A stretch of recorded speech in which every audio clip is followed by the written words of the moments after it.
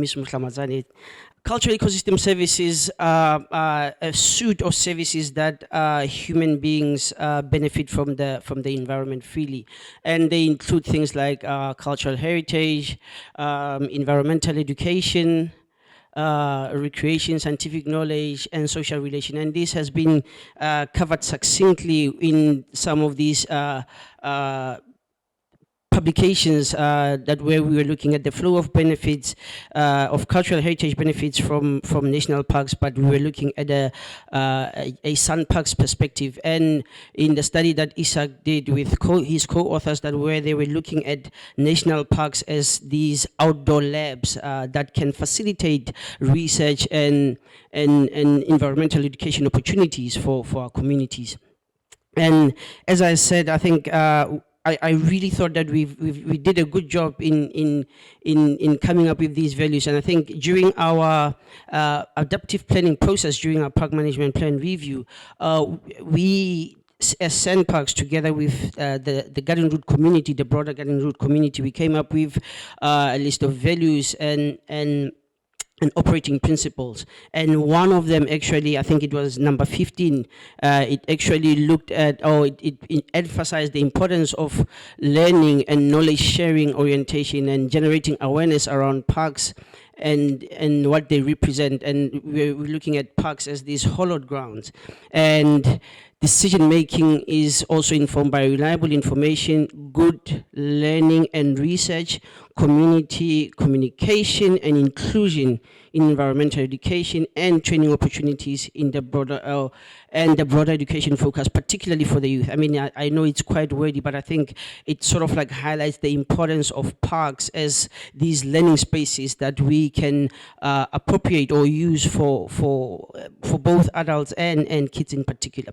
So with this in mind, we've been in the Tsitsikamma region for quite some time doing research, myself and Joanna. So we thought we had a funding or call that opened, and we thought we could do something really interesting, not necessarily very science-based, but go to the communities. I mean, from the engagements that we've had with communities, things like community engagement, opportunities for environmental education were things that sort of like came out strongly. And with this funding call, we thought we could do something very cool for the community. And this is how this project was born. And as I said, I think for us, the most important thing was to have an opportunity to create a platform where we create opportunities for engaged communication and interactions with our communities, not participating in extractive research where researchers come in and then we pretty much harvest the knowledge from the communities and we move away. But we sort of like thought we will take our time with our communities and do what they want to do, things that interest them. And if you very much in touch with the story of the Tsitsikamma, you realize that fishing has been a very dominating aspect of what is happening around Tsitsikamma. And what we came up, what we found out from the community is that as much as fishing is important, but there are other meanings to the sea that were neglected. I mean, people would tell us stories about, we used to go and camp on the 24th of December with our families around the coast, and would come out, we'll come back from the coast on the 2nd of January, for instance. That's how life it was. But these are the sort of aspects that are not covered in research and in the Tsitsikamma story right now. So we thought we'd do a cultural ecosystem mapping services project, and we also provide a platform for engaged communication and interaction through digital storytelling, which is what Thandiwe will be talking to you guys about, and also provide an opportunity for the youth to also voice their view on biodiversity through forest schools, which is what Anna is going to be focusing on. Cultural, I think I'm not going to bore you very much about cultural heritage mapping because it's the sciencey part of the project, but I would really like my colleagues to focus on the two aspects that I spoke about. Safe to say that we thought cultural heritage mapping would be a very interesting project because it includes participation, and actors are participating in the exercise, and they actually giving us their knowledge, not us imposing what we think they are, how they are using the landscapes. With this in mind, I'll just hand over to Thandi, and she will tell us more about the digital storytelling. Cool, thanks. So the digital storytelling we use to try and get an understanding of what the people who live in Tsitsikamma feel about the ocean and what that means to them. The method of digital storytelling is very broad, so it can vary from being a professional marketing video production piece to the type of digital storytelling that we use, which is a community-driven approach, and we're using it as a research method. So the method draws on indigenous knowledge systems through its process of creating and sharing and telling stories, building into how local communities, their traditions of sharing knowledge, generating knowledge about natural landscapes, and also passing this knowledge on to further generations and the rest of their communities. And we integrate those aspects with digital tools, which are important aspects of learning in our digital era. The method is very workshop-based, which is very key to the process, and uses collective input for individual output. So what that means is we use an aspect called story circles, where the group of participants come together and share whatever part in the process they're in. So from their story ideas to working through their stories, to developing their stories, and get feedback from the group. It's a moment for reflecting on your own individual experience from the experiences of those around you. And in that way, it uses an individual's experience to speak to broader context. So while an individual may be talking about their own experience of going to the ocean with their family, it speaks to a larger social issue of how the ocean is positioned in societies, how people relate to it. And in that way, it makes it very relatable to broader audiences beyond the scientific community, because it's the focus on the personal narratives. Practically, digital stories are 2-minute narratives of multimedia, usually in a video, like an MP4 format. But it uses different elements of media, so it gets a layered perspective. And also in the process of putting that all together, there's a lot of critical thinking and structuring going on behalf of the storyteller, which also adds to that reflecting, the process of reflecting and witnessing that makes these stories so rich.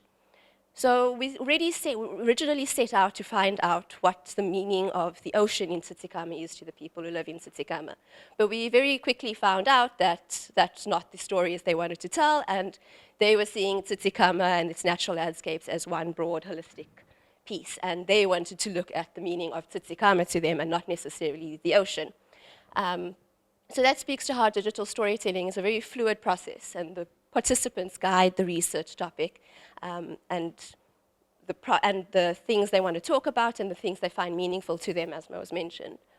That leaves us, the participants, as the creators of the data and not the researchers as the data collectors. So the participants went beyond the scope of the project and spoke about different aspects of Tsitsikamma, from the activity, the tourism-driven activities, the ecotourism industry and how that affects their livelihoods, to very personal and subjective stories about, their social conditions and how all of that impacts on them. And all of that ultimately sort of, for us, gave us the impression that the participants were already seeing the ocean and natural landscapes as this holism and not as one separate part to each other. And also, as well as seeing the natural environment as a holistic piece, seeing how the social relations and dynamics also feed into that. And then the last mechanism that we used is Forest School, and I used a Reggio Emilia approach, inspired approach, and what these are innovative teaching methodologies that my background is in education, so I've been using these with younger children and trying to make them accessible for older, intermediate phase children. So they originate in Europe and Scandinavia, and my challenge has always been, so how do I make this accessible for South African kids? And they really can be accessible because they're all child-centered, and they follow the child's impulse and curiosity. We started with the first one as just an opening question: what makes the Tsitsikamma special? And initially, they came up with all the touristy answers that were available to them. But as we explored throughout the day, we had conversations about getting to know each other. Where do you live? What's around you? What are the natural resources there? And then starting to understand through their curiosity. So the first day was exploring forests. We looked at life cycles and observations and drawings, which, given our current education system, you can imagine perspectives and everything of drawing huge trees was quite something, even for these older children. So that was our first day, and like Tali and her team said, every day we end the day with a reflection and we write exactly what the children said, because the next day they'll come and read that, and that provokes the learning for the next day. And I really like this one from the first day. I noticed different types of leaves. Some of them were rough and others were a little gentle. And so we started exploring what are gentle leaves, and noticing those differences. So creating a bigger awareness of what they are and where they are. The next day was spent down at the suspension bridge, and we used technology in this day. Each child was given a tablet and was told to go on a photo scavenger hunt. They could photograph whatever interests them. And we came back and processed those, and they could capture them. So in a way, a smaller form of photo voice. And that's just everybody on their observation walk. I won't read these in the interest of time, but just some really lovely connections that children were making by themselves. The third day was just a sort of decompressing day to take stock of what we had learned and to start preparing for our exhibition, which happened on the final day of the forest school, where parents came to see what had happened, and it gave children an opportunity to report back on what they had learned and what excited them throughout the week. And the last day was where it all culminated, making a diorama of the Tsitsikamma, so summarizing their learning through clay, and having to really model and pay attention to parts of insects, the insects that they're seeing, the animals that they're seeing. And you can see how innovative and meticulous they were, starting from the sea that they had and all the sea creatures into a shoreline, into the forests, and you could see how they've identified and the detail that they went into copying the different things and specimens that they found. So yeah, that's how we ended our project with children's voices. And so now, because this is a messy process and we couldn't decide what was going to happen or come out at the beginning, it's up to us as the researchers to find out and make sense of all of this. And that's the exciting part of this approach to our research.